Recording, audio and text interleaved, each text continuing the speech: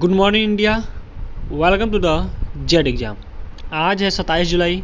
Bullet current affairs India का number channel. 27 जुलाई से रिलेटेड जितने भी करंट अफेयर क्वेश्चन होंगे सारे इस वीडियो में हम मेंशन करेंगे। हर क्वेश्चन के साथ मैं फैक्ट बताऊंगा, हर फैक्ट को आप नोट करते चलिएगा जो कि परीक्षा की दृष्टि से मोस्ट इंपॉर्टेंट होगा।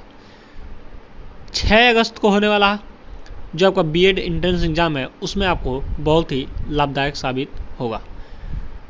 आज का मोटिवेशन कोड क्या है देख लेते हैं। मुझे सुबह उठने के लिए अलार्म की ज़रूरत नहीं पड़ती क्योंकि मेरा पैशन ही मुझे जगा देता है। आप अपने मन में, अपने दिमाग में, अपने दिल में, अपने शरीर में एक ही चीज़ रखिए कि हमको हर काम टाइम से करना है, तो अलार्म की ज़रूरत पड़ेगी नहीं। इन दूसरों का सहारा लेना आप छोड़ दीजिए। अलार्म भी क्या है, एक दूसरा व्यक्ति ही है।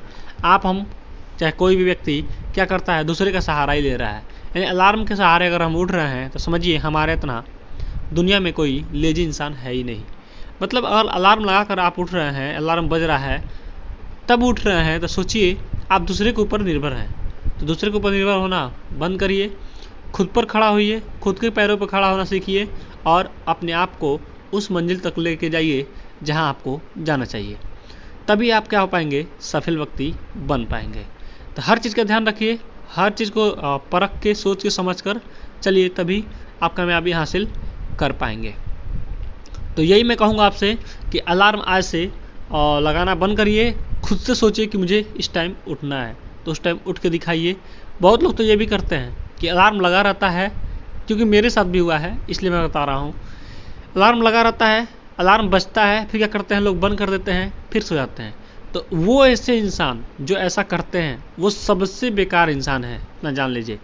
तो आप अपने आप को मजबूत बनाइए, अपने टाइम के अनुसार सब कुछ मैनेज करिए और सही राह पर चलने की कोशिश करिए और टाइम से सारे काम मैनेज करिए।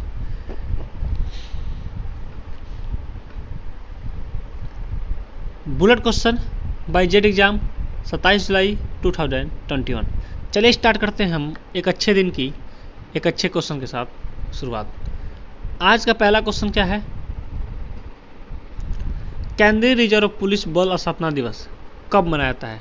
यानी क्या होता है, CRPF, केंद्रीय रिजर्व पुलिस बल, ठीक है, central reserve police force, CRPF का आज स्थापना दिवस है।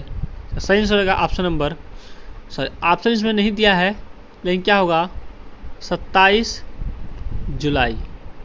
ऑप्शन मिस्टेक हो गया है, तो 27 जुलाई को मनाया जाता है केंद्रीय रिजर्व पुलिस स्थापना दिवस।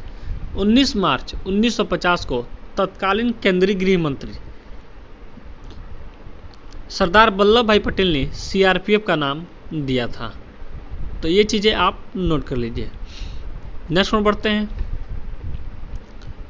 कौन सी मंदिर भारत की 39वीं यूनेस्को विश्व धरोहर सूची में अंकित हुआ है? तो भारत के एक और मंदिर जो यूनेस्को विश्व धरोहर में क्या हो रहा है, सूची में अंकित हो रहा है। तो विरासत जो होती है, विश्व विरासतें, ये यूनेस्को क्या करता है, जारी करता है। यानी जो एक ही हो, एक अलग पहचान बनाता हो, उसको क्या किया जाता है, यूनेस्को में शामिल कर लिया जाता है। तो इसका सही आंसर होगा ऑप्शन नंबर C, रुद्रेश्वर मंदिर। ये कहाँ की है, तेलंगाना में वारंगल के पास मुलुक जिले के पालमपेट में काकतीय रुद्रेश्वर मंदिर, यानी काकतीय जो वंश था उसने बनवाया था रुद्रेश्वर मंदिर। तो ये भी क्वेश्चन एक बन गया कि काकतीय वंश के संस्थापक जो थे उन्होंने क्या किया था, रुद्रेश्वर मंदिर का स्थापना किया था। बात आई यूनेस्को की, तो यूनेस्को के बारे में जान लेते हैं। यूनेस्को का मुख्यालय कहाँ हो जाएगा, पेरिस, फ्रांस। यूनेस्को का प्रमुख हो जाएंगे आंद्रे अजोल। यूनेस्को की स्थापना कब हुई थी, 16 नवंबर 1945 को। तेलंगाना की बात आई है तो फिगर में देख सकते हैं तेलंगाना कहाँ पे है। तो ये रहा आपका तमिलनाडु, यही है आपका तेलंगाना। चलिए नेक्स्ट में बढ़ते हैं। शिव नडार किस टेक के MD पद से इस्तीफा दिए हैं? इसका सही आंसर होगा option number A, HCL। HCL के पद से शिव नडार क्या किए हैं, इस्तीफा दिए हैं। ये फिगर देख रहे हैं, यही है Shiv Nadar. SCL technology limited SCL के संस्थापक और इसके पूर्ण राजनीति अधिकारी सिनोदार ने 76 वर्ष की आयु में पूरी हो जाने के बाद इन्होंने क्या किया है, इस्तीफा दे दिया है। तो ये क्या थे, कार्यकारी अध्यक्ष थे किसके, HCL के। HCL का फुल नेम क्या हो जाएगा, हिंदुस्तान कॉर्पोरेशन लिमिटेड। चलिए नेक्स्ट बढ़ते हैं। किसने कोरोना वायरस संक्रमण मामलों की दी रिपोर्ट, यानी हर देश अपना अपना रिपोर्ट देता है, तो ये देश का क्या था, ये रिपोर्ट अपना नहीं दिया था। तो इसका सही हो जाएगा ऑप्शन नंबर ए, यूके, यानी United kingdom. United kingdom corona virus के प्रकोप की रिपोर्ट कर रहा है। पब्लिक हेल्थ इंग्लैंड PHE ने हाल ही में कोरोना वायरस को लेकर चेतावनी जारी की थी। बात आई यूके की, तो देख सकते हैं यूके कहाँ पे है, यूनाइटेड किंगडम।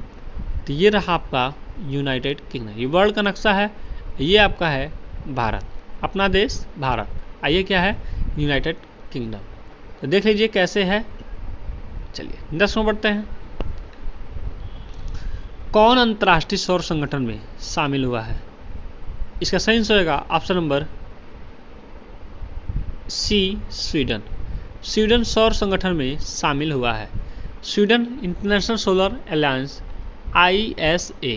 ISA का फुल क्या हो जाएगा, इंटरनेशनल सोलर अलायंस में शामिल हुआ है के लिए रूपरेखा समझौता की पुष्टि की है।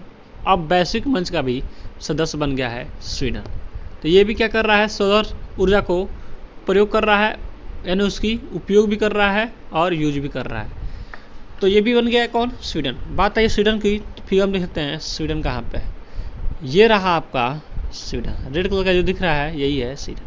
ये आपका इंडिया है, और ये क्या है, वर्ल्ड का नक्शा है। चलिए नेक्स्ट में बढ़ते हैं। किसने टोक्यो ओलंपिक 2020 को अपना डूडल समर्पित किया है, इसका सही आंसर होगा ऑप्शन नंबर सी, गूगल ने। गूगल ने टोक्यो ओलंपिक 2020 को अपना डूडल यानी क्या किया है, समर्पित कर दिया है। टोक्यो कहाँ, मतलब जापान की राजधानी है टोक्यो। टोक्यो में क्या हो रहा है, ओलंपिक हो रहे हैं। अब टोक्यो की बात आई है तो कुछ जानकारी और ले लेते हैं। टोक्यो में अभी हो रहा है गेम में मीराबाई चानू ने क्या किया है, रजत पदक जीता है। अभी मैं हाल ही में 2 दिन पहले बताया था, ठीक है। तो ये भी चीज़ें आप नोट कर लियो। तो जापान की राजधानी टोक्यो में एक और चीज़ उसको भी जान लेते हैं।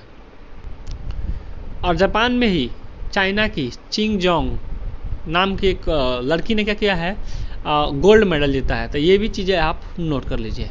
गूगल ने इस डूडल को माध्यम से यूजर को गेम खेलने का मौका दिया है। गूगल ने इसका नाम डूडल चैंपियन आइलैंड गेम्स रखा है। चलिए बात आई है जापान की, तो देख सकते हैं जापान कहाँ पे है।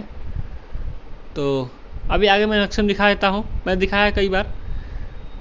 चलिए नेक्स्ट में बढ़ते हैं। कहाँ की यांग कियान ने टोक्यो ओलंपिक का पहला स्वर्ण पदक जीता है, देखिए यही क्वेश्चन है। इसका सही आंसर का ऑप्शन नंबर बी, चीन। चाइना की यांग कियान ने 24 जुलाई को ओसाका शूटिंग रेंज में 2020 ग्रीष्मकालीन खेलों में महिलाओं की 10 मीटर एयर राइफल फाइनल में स्वर्ण पदक जीता है। तो चाइना ने क्या किया है, स्वर्ण पदक जीत लिया है टोक्यो ओलंपिक में। तो आप देखिए बात आई है चाइना की, तो चाइना के बारे में हम चीज़ें जान लेते हैं। चाइना के प्रेसिडेंट हो जाएंगे शी जिनपिंग, मुद्रा हो जाएगी रेनमिनपी, कैपिटल हो जाएगा बीजिंग। एक और क्वेश्चन, चाइना में सबसे बड़ा संसद है, तो ये भी चीज़ नोट कर लीजिए। विश्व का सबसे बड़ा संसद कहाँ पे है, चाइना में। इसमें 32,000 के आसपास सदस्यगण हैं। बात आई चाइना के फिगर देख सकते हैं चाइना कहाँ पे है। तो ये रहा आपका पूरा, देखिए आज पूरा देख लीजिए चाइना कहाँ पे है। देखिए इस तरह का है चाइना, इसके बाद है रसिया। चलिए नेक्स्ट नंबर बढ़ते हैं। IPS अधिकारी कौन बने नागरिक उड़ान सुरक्षा ब्यूरो के DG, इसका सही आंसर होगा ऑप्शन नंबर ए, नासिर कलम। नासिर कलम बने हैं IPS अधिकारी नागरिक उड़ान सुरक्षा ब्यूरो के DG। वरिष्ठ IPS अधिकारी नासिर कलम को नागरिक उड़ान सुरक्षा ब्यूरो का महानिदेशक नियुक्त किया गया है। नेक्स्ट बढ़ते हैं। कौन differently abled sportsman of the year 2019 से सम्मानित किए गए हैं, इसका सही आंसर होगा option number B, Pramod Bhagat. Option number B Pramod Bhagat. World number 1 para shuttler Pramod Bhagat को 2019 के लिए इंडियन स्पोर्ट्स ऑनर में differently abled sport of the year चुना गया है। इतना सारा चीज़ आप नोट कर लीजिए। चलिए फिर हम देख रहे हैं यही है प्रमोद भगत। नेक्स्ट ओर बढ़ते हैं। किसने ग्रीन हाउसिंग फाइनेंस को बढ़ावा देने के लिए HDFC लिमिटेड को 250 मिलियन का ऋण दिया है? यहाँ पे ऑप्शन मिस्टेक हो गए हैं। सही आंसर रहेगा ऑप्शन नंबर IFC। अब IFC क्या है इसके बारे में अभी हम जान लेते हैं। HDFC लिमिटेड को विश्व बैंक समूह, वर्ल्ड बैंक ग्रुप की निवेश शाखा, अंतर्राष्ट्रीय वित्त निगम, इंटरनेशनल फाइनेंस कॉर्पोरेशन IFC का फुल हो जाएगा इंटरनेशनल फाइनेंस कॉर्पोरेशन से $250 मिलियन का ऋण मिला है, जिसका उपयोग भारत की सबसे बड़ी housing finance company green housing के लिए किया जाएगा। बात आई है HDFC की, तो HDFC के बारे में जान लेते हैं। HDFC का मुख्यालय कहाँ हो जाएगा? मुंबई, महाराष्ट्र। HDFC के MD और CEO जाएंगे शशिधर जगदीशन। HDFC बैंक की टैगलाइन हो जाएगी हम आपकी दुनिया को समझते हैं। स्थापना कब हुआ था? सब कुछ बता ही दिया मैंने। अब देखिए बात आई अंतर्राष्ट्रीय वित्त निगम की, तो इसका स्थापना हुआ था 20 जुलाई 1956 को। अंतर्राष्ट्रीय वित्त निगम की कार्यकारी उपाध्यक्ष और CEO मुख्तार दीप। अंतर्राष्ट्रीय वित्त निगम मुख्यालय कहाँ पे है? वाशिंगटन DC, USA, संयुक्त राज्य अमेरिका। तो इतना सारा चीज़ आप नोट कर लीजिए। नेक्स्ट में बढ़ते हैं। जेड एग्जाम आप हमारे टेलीग्राम चैनल को ज्वाइन कर लीजिए। वहाँ पे आपको PDF रूप में daily by daily current affairs, weekly current affairs, monthly current affairs, अगर आप 10 में, 11 में, 12 में या हाई स्कूल, इंटर और ग्रेजुएशन, BA, BSc कुछ भी पढ़ते हैं किसी भी क्लास में, चाहे ऐसे नहीं भी पढ़ते हैं, तो उसकी जानकारी के लिए यानी कोई भी सूचना आपको चाहिए तो आप हमारे चैनल को जल्दी से ज्वाइन कर लीजिए। वहाँ पे आपको सारी जानकारी मिलती रहेगी। आप हमें इंस्टाग्राम और ट्विटर पर भी फॉलो कर सकते हैं। नेक्स्ट प्रश्न बढ़ते हैं। क्वेश्चन नंबर 11, कहाँ के प्रसिद्ध लोक गायक फ़कीर आलमगीर का निधन हुआ है? इसका सही आंसर होगा ऑप्शन नंबर C, बांग्लादेश के। बांग्लादेश के प्रसिद्ध लोक गायक फ़कीर आलमगीर का कोविड-19 की जटिलताओं के कारण निधन हो गया। उनका जन्म 21 फरवरी 1950 को फरीदपुर में हुआ था। बात आई है बांग्लादेश की, तो फिर हम देखते हैं बांग्लादेश कहाँ पे। ये रहा आपका इंडिया और ये रहा आपका बांग्लादेश, ठीक है। बांग्लादेश का कैपिटल हो जाएगा ढाका। प्रेसिडेंट कौन रहेंगे वहाँ पे? प्रधानमंत्री कौन रहेंगे वहाँ पे? शेख हसीना। चलिए नेक्स्ट में बढ़ते हैं। कौन होंगे अबू धाबी CCI के उपाध्यक्ष? इसका सही आंसर होगा option number A, Yusuf Ali होंगे अबू धाबी CCI के उपाध्यक्ष। फिर हम देख रहे हैं यही हैं यूसुफ अली। लुल्लू समूह के अध्यक्ष MA यूसुफ अली को Abu Dhabi chamber of commerce and industry ADCCI के उपाध्यक्ष के रूप में नियुक्त किया गया है।